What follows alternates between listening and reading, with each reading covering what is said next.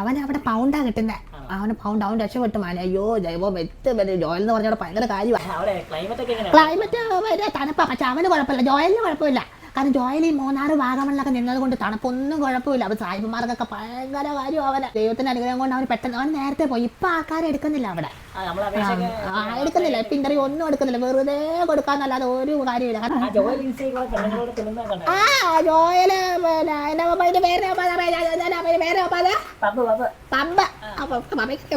പമ്പയ്ക്ക് അറിയാം. അപ്പൊ ഞങ്ങൾ ഇവിടെ ധ്യാനത്തിന് തുള്ളുന്ന പോലെ അവൻ അവിടെ കിടന്ന് തുള്ളുന്നതാണ്. വെള്ളത്തിനൊക്കെ 20,000 രൂപയാണ് കൊടുക്കുന്നത്. വെള്ളത്തിന് 5 ലക്ഷം രൂപയാണ് അവര് താമസിക്കുന്ന സ്ഥലത്തിന്. ഇവിടെ നിങ്ങൾ ഈ 5,000 രൂപയ്ക്ക് കിടക്കണ പോലെ അല്ല. അവന് ലോണൊന്നും ഇല്ലായിരുന്നു. ഞങ്ങൾ പിന്നെ ലോൺ, അവന് ഓൾറെഡി അവന് സ്കോളർഷിപ്പ് ഉണ്ടായിരുന്നു. അവന് സ്കോളർഷിപ്പ് ഉള്ളതായിട്ട് അവൻ അവിടുത്തെ ഗവൺമെന്റ് അവന് ഗസ്റ്റ് ആയിട്ട് വിളിച്ചതാണ് UK-ലേക്ക്. അവൻ മാഞ്ചസ്റ്ററിലാണ്. അടുത്ത മാസത്തേക്ക് എനിക്ക് പോകാനുള്ള റെഡിയാവും. എങ്ങോട്ട്? ജർമ്മനിക്ക്. എന്നാ ആന്റിയോട് പറയാറുന്നത്?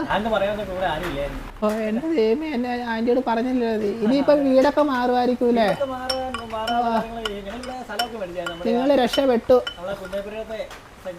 നിങ്ങൾ രക്ഷപ്പെട്ടല്ലേ? ഞാൻ പറഞ്ഞതേ ഉള്ളൂ, ആന്റി പറഞ്ഞതേ ഉള്ളൂ. ചക്ക വഴിയുന്നുണ്ട്, നല്ല മീൻ കറിയും. ആന്റി കോരി തരാം. എന്നാ പറഞ്ഞ നമുക്ക് പ്രാർത്ഥിക്കാം. ശാലോ TV ആരാ